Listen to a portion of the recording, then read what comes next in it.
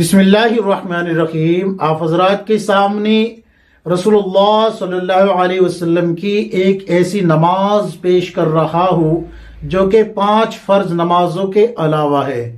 नमाज बड़ी अहमियत रखती है। याद रखे, अल्लाह तबारक व तआला ने कुरान करीम में फरमाया कि इन्नस्सलात तन्हा अनिल फ़हशाई वल मुनकर, कि नमाज बेहयाई बुरी बातों से रोकती है।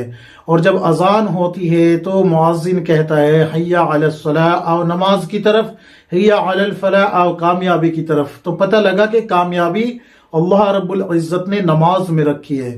देखिए, कुछ खवातीन हैं जिन्होंने पूछा था कि मुफ्ती साहब हमारे शोहर है, या फिर जो है कोई कह रही है मेरा भाई है, कोई कह रही है मेरे अब्बा है, कोई कहती है कि मेरा बेटा है, काम करते हैं लेकिन काम नहीं चल रहा, कोशिश करते हैं, मेहनत भी करते हैं, लेकिन शाम को या तो बगैर काम के ही आ जाते हैं, या काम तो लगता है लेकिन उसमें बरकत नहीं है पैसे में।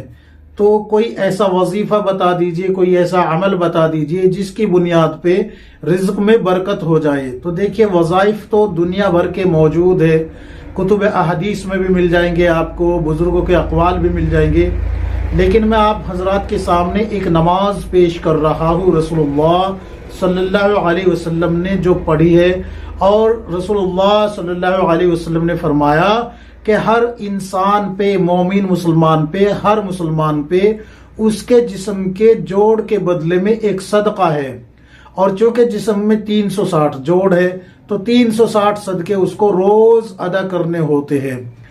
तो रसूलुल्लाह सल्लल्लाहु अलैहि वसल्लम ने फरमाया कि सुभान अल्लाह कहना ये भी सदका है, अल्हम्दुलिल्लाह कहना ये भी सदका है, ला इलाहा इल्लल्लाह कहना ये भी सदका है, अल्लाहु अकबर कहना ये भी सदका है, रास्ते से तकलीफ देने वाली चीज को हटा देना ये भी सदका है, किसी को अच्छाई का हुक्म करना ये भी सदका है, किसी को बुराई से रोक देना ये भी सदका है। तो ये तो वो सदके हो गए जो इंसान अपनी दौलत से नहीं, सिर्फ अपने आमाल से जो है अपने जोड़ों के हिसाब से निकाल सकता है। लेकिन रसूलुल्लाह सल्लल्लाहु अलैहि वसल्लम ने फरमाया कि अगर कोई शख्स इस नमाज को अदा कर ले, यानी कि हर रोज इस नमाज की 2 रकत नमाज पढ़ लिया करे, इस नमाज को 2 रकत पढ़ लिया करे, तो उसके 360 जोड़ जो जिस्म के है, सारे जोड़ों का अल्लाह तबारक व तआला के पास सदका पहुंच जाएगा, यानी कि इनका सदका अदा हो जाएगा 360 जोड़ का। अब सोचो, अगर 360 जोड़ के लिए 1-1 रुपया भी सदका करना पड़ता तो आपके आधे दिन की मेहनत जो है, या 1 दिन की मेहनत तो इस सदके में ही खर्च हो जाती। लेकिन कुर्बान जाए रसूलुल्लाह सल्लल्लाहु अलैहि वसल्लम पे कि अल्लाह ने उन पे ऐसी आजिमुशान शरीयत नाजिल फरमाई कि आसानियां पैदा फरमा दी उम्मत के लिए भी, आने वाली तमाम उम्मत के लिए अल्लाह ने आसानियां पैदा फरमा दी।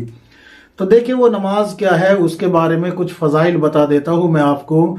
अम्मी आयशा रज़ी अल्लाह अन्हा फरमाती है कि अगर मेरे वालिदैन कब्र से उठकर भी आ जाए और उनकी खिदमत में मुझे वक्त न मिले तो भी मैं वक्त निकाल के इस नमाज को जरूर बजरूर पढ़ूंगी, इसको मैं छोड़ूंगी नहीं। तो इस नमाज की अहमियत आप समझे कि कितनी होगी।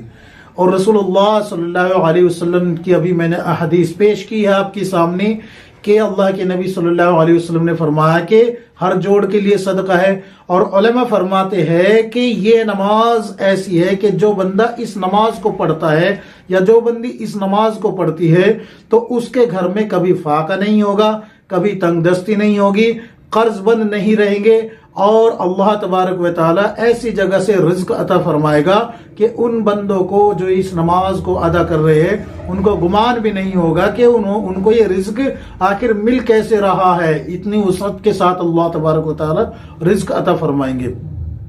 उस नमाज को पढ़ने का तरीका भी सुन लीजिए। आप उसको जो है 2 रकत भी पढ़ सकते हैं, 4 भी पढ़ सकते हैं, लेकिन उमूमन 4 पढ़नी होती है, 2-2 की नियत करके। 2 रकत पढ़ी, सलाम फेर दिया, फिर 2 रकत पढ़ी, सलाम फेर दिया। तो इस तरीके से 4 रकत भी पढ़ सकते हैं, 8 भी पढ़ सकते हैं, और 12 भी पढ़ सकते हैं। इस तरीके से आप उसको पढ़ सकते हैं। उस नमाज का नाम है चाश्त की नमाज। وہ نماز اتنی اہم ہے، رسول اللہ صلی اللہ علیہ وسلم کو اتنی محبوب تھی۔ امی عائشہ رضی اللہ عنہا فرماتی ہے کہ آپ صلی اللہ علیہ وسلم وقت نکال نکال کے اس نماز کو پڑھا کرتے تھے۔ اس نماز کا جو وقت ہے وہ صبح 9 بجے سے شروع ہو جاتا ہے اور نصف النہار یعنی کہ زوال کے وقت میں ختم ہوتا ہے۔ یاد رکھے، صبح 9 بجے سے شروع ہو جاتا ہے چاشت کی نماز کا وقت، اور نصف النہار یعنی کہ جہاں پر زوال کا وقت شروع ہوتا ہے وہاں پر یہ ختم ہو جاتا ہے۔ ایک بات یہاں پر یہ بھی یاد رکھے کہ اگر کسی کے پاس وقت نہیں ہے تو وہ اشراق کی نماز پڑھے اور پھر فوراً ہی چاشت کی نماز بھی پڑھ لے، تب بھی یہ نماز ہو جائے گی، کیونکہ دونوں کا وقت جو ہے یکساں بھی لکھا ہے علماء نے کہ جہاں سے اشراق کا وقت شروع ہوتا ہے وہیں سے چاشت کا وقت بھی شروع ہو جاتا ہے۔ لیکن اگر دونوں میں فاصلہ کرنا ہو تو پہلے اشراق کی پڑھ لیجئے اول وقت میں، جہاں پر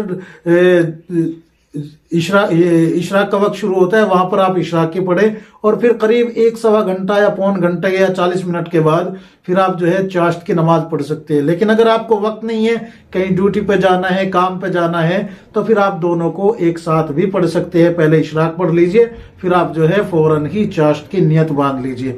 2 رکعت بھی پڑھ سکتے ہیں، 4 بھی پڑھ سکتے ہیں، دونوں کی اجازت ہے۔ اسی طریقے سے 8 بھی پڑھ سکتے ہیں، 12 بھی پڑھ سکتے ہیں۔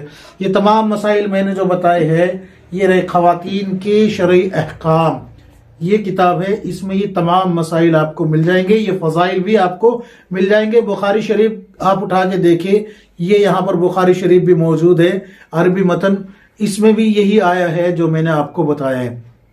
اللہ تبارک و تعالی ہم سب کو کتاب و سنت کے مطابق زندگی گزارنے کی توفیق عطا فرمائے، آمین یا رب العالمین۔